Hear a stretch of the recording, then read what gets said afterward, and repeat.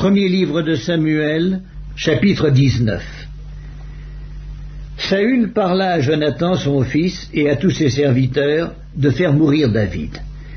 Mais Jonathan, fils de Saül, qui avait une grande affection pour David, l'en informa et lui dit: « Saül, mon père, cherche à te faire mourir.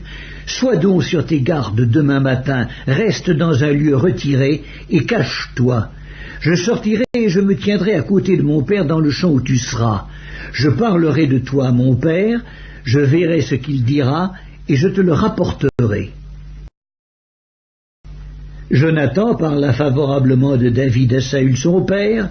« Que le roi, dit-il, ne commette pas un péché à l'égard de son serviteur David, car il n'en a point commis envers toi. Au contraire, il a agi pour ton bien. Il a exposé sa vie, il a tué le Philistin, et l'Éternel a opéré une grande délivrance pour tout Israël. Tu l'as vu, et tu t'en es réjoui. Pourquoi pécherais-tu contre le sang innocent, et ferais-tu sans raison mourir David ?» Saül écouta la voix de Jonathan, et il jura, disant: « L'Éternel est vivant. David ne mourra pas. » Jonathan appela David et lui rapporta toutes ces paroles. Puis il l'amena auprès de Saül, en présence de qui David fut comme auparavant. La guerre continuait. David marcha contre les Philistins et se battit avec eux. Il leur fit éprouver une grande défaite et ils s'enfuirent devant lui. Alors le mauvais esprit de l'Éternel fut sur Saül, qui était assis dans sa maison, sa lance à la main. David jouait, et Saül voulut le frapper avec sa lance contre la paroi, mais David se détourna de lui, et Saül frappa de sa lance la paroi. David prit la fuite et s'échappa pendant la nuit.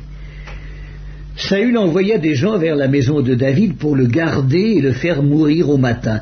Mais Michal, femme de David, l'en informa et lui dit: « Si tu ne te sauves pas cette nuit, demain tu es mort. » Elle le fit descendre par la fenêtre, et David s'en alla et s'enfuit.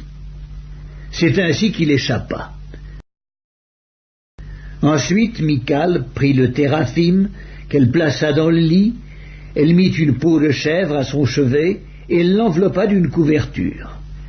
Lorsque Saül envoya des gens pour prendre David, elle dit: « Il est malade. » Saül les renvoya pour qu'ils le vissent, et il dit: « Apportez-le-moi dans son lit, afin que je le fasse mourir. » Ces gens revinrent, et voici, le téraphim était dans le lit, et une peau de chèvre à son chevet.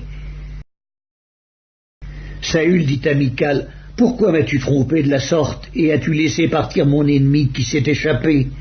Michal répondit à Saül: « Il m'a dit: laisse-moi aller ou je te tue. » C'est ainsi que David prit la fuite et qu'il échappa. Il se rendit auprès de Samuel à Rama et lui raconta tout ce que Saül lui avait fait. Puis il alla avec Samuel demeurer à Najoth. On le rapporta à Saül en disant: « Voici, David est à Najoth, près de Rama. » Saül envoya des gens pour prendre David. Ils virent une assemblée de prophètes qui prophétisaient, ayant Samuel à leur tête. L'Esprit de Dieu saisit les envoyés de Saül, et ils se mirent aussi à prophétiser eux-mêmes. On en fit rapport à Saül, qui envoya d'autres gens, et eux aussi prophétisèrent. Il en envoya encore pour la 3e fois, et ils prophétisèrent également. Alors Saül alla lui-même à Rama. Arrivé à la grande citerne qui est à Sékou, il demanda: « Où sont Samuel et David ?» On lui répondit: « Ils sont à Najoth, près de Rama. » Et il se dirigea vers Najoth, près de Rama. L'Esprit de Dieu fut aussi sur lui. Et Saül continua son chemin en prophétisant, jusqu'à son arrivée à Najoth, près de Rama. Il ôta ses vêtements, et il prophétisa aussi devant Samuel. Et il se jeta nu par terre tout ce jour-là et toute la nuit. C'est pourquoi l'on dit: Saül est-il aussi parmi les prophètes ?